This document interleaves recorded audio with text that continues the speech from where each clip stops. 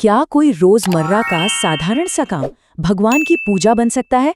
सुनने में अजीब लगता है ना? आज हम एक ऐसी ही अविश्वसनीय कहानी जानने वाले हैं। कहानी सेन नाई की, जिन्होंने अपने काम को, अपने पेशे को ही भक्ति बना लिया। चलिए उनकी इस कमाल की यात्रा पर चलते हैं। इस पूरी कहानी की शुरुआत होती है बस एक लाइन से, एक ऐसी लाइन जिसने सब कुछ बदल कर रख दिया। वो लाइन थी, मनुष्यों में राजा मैं हूं। अब सोचिए, ये शब्द जब एक सीधे साधे नाई सेन नाई ने सुने होंगे तो क्या हुआ होगा। बस यूं समझिए कि उनकी जिंदगी का मकसद ही बदल गया। तो ये है सेन नाई, राजा के खास नाई थे। बरसों से यही काम कर रहे थे, रोज का वही काम, वही जिंदगी। लेकिन फिर एक दिन उन्होंने सुना कि राजा कोई आम इंसान नहीं बल्कि खुद भगवान का रूप है। और बस उसी पल से सब बदल गया। उनका नजरिया, उनका काम करने का तरीका, सब कुछ। अब उनके हाथ में कंघी और उस्तरा सिर्फ औजार नहीं थे, वो तो जैसे पूजा की सामग्री बन गए थे। और पता है, कहते हैं कि सेन नाई कोई मामूली इंसान नहीं थे, वो भीष्म पितामह के अवतार माने जाते हैं। तो जब उन्हें ये ज्ञान हुआ तो सोचिए उनके अंदर क्या बदलाव आया होगा। एक नया जोश, एक नई लगन। अब जब वो राजा की सेवा करते, मालिश करते, तो वो किसी राजा को नहीं बल्कि अपने ठाकुर जी को, अपने भगवान को देख रहे होते थे।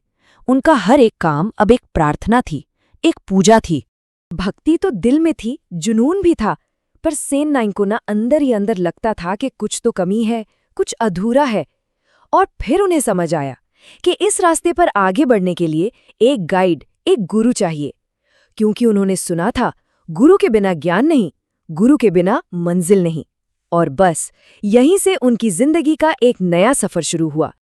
अब गुरु की तलाश में वो कहाँ पहुंचे? सीधा काशी। और मंजिल बिल्कुल साफ थी, उस दौर के सबसे बड़े गुरु श्री रामानंदाचार्य जी से दीक्षा लेनी है। मन में ठान लिया था कि कुछ भी हो जाए, दीक्षा तो लेकर ही रहेंगे। लेकिन इतने बड़े गुरु का शिष्य बनना क्या इतना आसान था? नहीं, उनकी परीक्षा हुई। एक संत ने उनसे कहा कि मेरी शिखा काट दो, मतलब बालों का वो पवित्र गुच्छा। अब ये तो धर्म के हिसाब से बहुत बड़ा पाप था। सेन ने बड़े प्यार से मना कर दिया, पर संत अड़े रहे। तब सेन ने जो जवाब दिया ना, वो कमाल का था।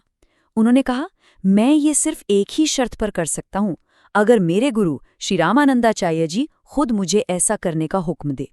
सोची क्या जवाब था।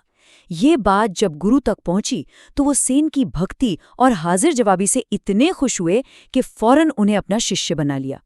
गुरु ने दीक्षा दी और साथ में दिए 3 सीधे साधे लेकिन बहुत गहरे हुक्म। पहला, जाओ, वापस अपने गांव जाओ और जैसे जीते थे वैसे ही जियो। दूसरा, जो मंत्र दिया है उसका जाप करते रहना हमेशा। और तीसरा, जो सबसे जरूरी था, जब भी कोई संत दरवाजे पर आए तो दुनिया का हर काम, हर फर्ज, सब कुछ छोड़कर सिर्फ और सिर्फ उनकी सेवा में लग जाना। और जानते हैं, बहुत जल्द वो दिन आ गया जब गुरु की सबसे बड़ी आज्ञा की परीक्षा होनी थी। एक तरफ थी दुनियादारी, राजा का हुक्म, और दूसरी तरफ थी गुरु की आज्ञा। अब जब ये दोनों आमने सामने आएंगे तो सेन नाई क्या चुनेंगे, राजा को या गुरु को? देखिए सिचुएशन क्या थी। एक तरफ राजा का साफ साफ ऑर्डर था, कल सुबह सेवा के लिए हाजिर हो जाना। और दूसरी तरफ गुरु का सबसे बड़ा हुक्म, संतों की सेवा के लिए सब कुछ भूल जाना। और अब किस्मत का खेल देखिए। ठीक उसी सुबह जब उन्हें राजा के पास जाना था, उनके दरवाजे पर संतों की एक मंडली आ पहुंची। अब क्या करें? सेन नाई ने एक पल भी नहीं सोचा, एक सेकंड की भी झिझक नहीं दिखाई। उन्होंने चुना अपने गुरु का हुक्म। और वो संतों की सेवा में ऐसे डूबे, ऐसे मगन हुए, उनके पैर धो रहे हैं, उनको खाना खिला रहे हैं, उनके साथ भजन गा रहे हैं कि राजा का हुक्म वो तो जैसे दिमाग से निकल ही गया। उन्हें याद ही नहीं रहा कि कहीं जाना भी था। अच्छा, अब सीन शिफ्ट करते हैं, चलते हैं महल में। वहां क्या हो रहा था? राजा का सब्र का बांध टूट रहा था।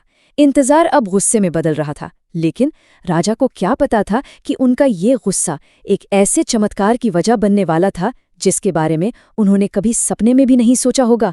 राजा इतने गुस्से में थे कि अपनी तलवार पर धार लगा रहे थे कि आज तो सेन को सबक सिखाना है। और ठीक उसी वक्त बिल्कुल सेन नाई जैसा दिखने वाला एक आदमी भागता हुआ, हांफता हुआ अंदर आया। अरे देर हो गई, माफ कर दीजिए, कहने लगा। लेकिन वो सेन नाई नहीं थे, वो तो खुद ठाकुर जी थे, भगवान, जो अपने भक्त की लाज रखने के लिए नाई बनकर आए थे। और जैसे ही उस नाई ने राजा की मालिश शुरू की, राजा हैरान रह गए।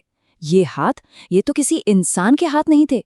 उस स्पर्श में एक सुकून था, एक दिव्य ऊर्जा थी जो उन्होंने पहले कभी महसूस नहीं की थी। राजा मन ही मन सोचने लगे, अरे सेन, आज तुम्हारी सेवा में ये कैसा जादू है, ऐसा तो आज तक कभी नहीं हुआ। और अब कहानी पहुंचती है अपने क्लाइमैक्स पर। राजा की नजर पास में रखे तेल के एक कटोरे पर पड़ती है। उसमें उन्हें एक परछाई दिखती है, पर सवाल ये है कि वो परछाई किसकी थी। राजा कुछ समझ पाते, कुछ पूछ पाते, उससे पहले ही सेवा पूरी हो गई। और उस रहस्यमयी नाई ने एक और अजीब काम किया। उसने 20 सोने के सिक्के मांगे, जो बहुत ज्यादा थे, और पैसे लेकर तेजी से चला गया। राजा बस देखते रह गए, हैरान परेशान कि ये हो क्या रहा है।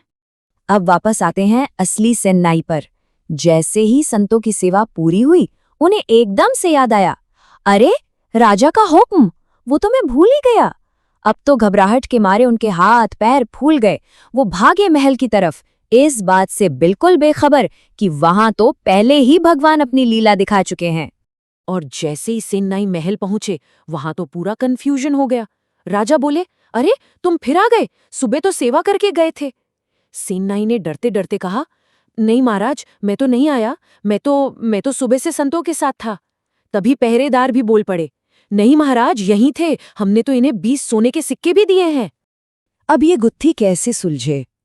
तो उन संतों को दरबार में बुलाया गया। उन्होंने आकर गवाही दी कि हाँ, सेन नाई तो सुबह से एक पल के लिए भी हमारे पास से कहीं नहीं गए। और बस जैसे ही उन्होंने ये कहा, सबके सामने एक ऐसी सच्चाई आई जिस पर यकीन करना मुश्किल था। राजा की आंखों से आंसू बहने लगे। उन्होंने कांपती हुई आवाज में कहा, सेन, रूप तुम्हारा ही था, लेकिन वो स्पर्श, वो किसी देवता का था। और जब मैंने तेल में परछाई देखी तो वहां तुम नहीं थे, वहां मोर मुकुट पहने मेरे ठाकुर जी थे, मेरे भगवान थे। ये सुनते ही, ये समझते ही राजा का सारा घमंड, सारा अहंकार टूटकर बिखर गया। वो अपने सिंहासन से उतरे और सीधा अपने नाई सेन नाई के पैरों में गिर पड़े। उस एक पल में सब कुछ बदल गया। एक नाई अब सिर्फ नाई नहीं था, और एक राजा अब सिर्फ राजा नहीं था। सेन नाई अब राजगुरु बन चुके थे। तो जरा सोचिए, सिर्फ एक बार गुरु के वचन पर अटूट विश्वास रखने का नतीजा क्या निकला। एक मामूली नाई राजगुरु बन गया। एक राजा को खुद भगवान का स्पर्श मिला। एक छोटी सी भक्ति ने इतने बड़े चमत्कार को मुमकिन कर दिया। और सबसे बढ़कर ये साबित हो गया कि गुरु के वचन से बड़ा कुछ भी नहीं। सेन नाई की ये कहानी आखिर में हमें एक बहुत बड़े सवाल के साथ छोड़ जाती है कि सच्ची भक्ति आखिर है क्या? क्या वो हमारे रोजमर्रा के काम को ईमानदारी से करने में है, या फिर किसी पर अटूट विश्वास रखने में, या फिर जैसा सेन नाई ने किया, खुद को पूरी तरह से भगवान की मर्जी पर छोड़ देने में है? सोचिएगा जरूर।